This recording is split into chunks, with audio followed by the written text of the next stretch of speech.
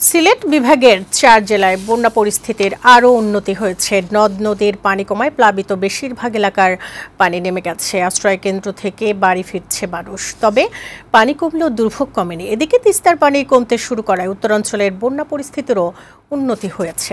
সংবাদদাতাদের পাঠানো তথ্যচিত্রে খালিদ হাসানের প্রতিবেদন। টানা বর্ষণার উজানের ঢলে সিলেট বিভাগে মধ্য জুনে দ্বিতীয় দফায় বন্যা দেখা দেয়। পানিতে নিমজ্জিত হয় ৪ জেলা। পানিবন্দী হয়ে পড়ে ১৫ লাখ মানুষ। তবে গত ৩ দিন ধরে সিলেট বিভাগে ভারী বৃষ্টি না হওয়ায় বেশিরভাগ এলাকা থেকে নেমে যাচ্ছে পানি। আশ্রয়কেন্দ্র থেকে বাড়ি ফিরছেন অনেকে। তবে এখনও নিম্নাঞ্চলের অনেক এলাকা ডুবে আছে।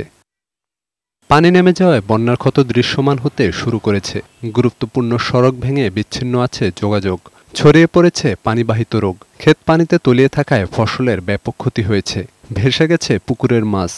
গড়ের অবস্থা বেশি সুবিধার না, চতুর্দিকে ভাঙ্গা রাঙ্গা গড় পড়ে গেছে। ঈদের আগের দিন থেকেই পানি আমরা কেন পানি হওয়ার পরে আমরা আশ্রয়কেন্দ্র এটা এনেছি। প্রথম আমরা বার চাইছি, দেখি কোনো বাদী দিন কোনো না আমরা উদ্ধার করে।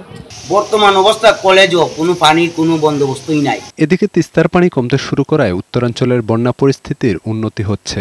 কুড়িগ্রাম, লালমনিরহাট, রংপুর, গাইবান্ধা ও নীলফামারীর অনেক জায়গা থেকে পানি নেমে গেছে। পানি কমায় অনেকেই আধা পাকা ধান কেটে ঘরে তুলছেন। ডেস্ক রিপোর্ট, বৈশাখী সংবাদ।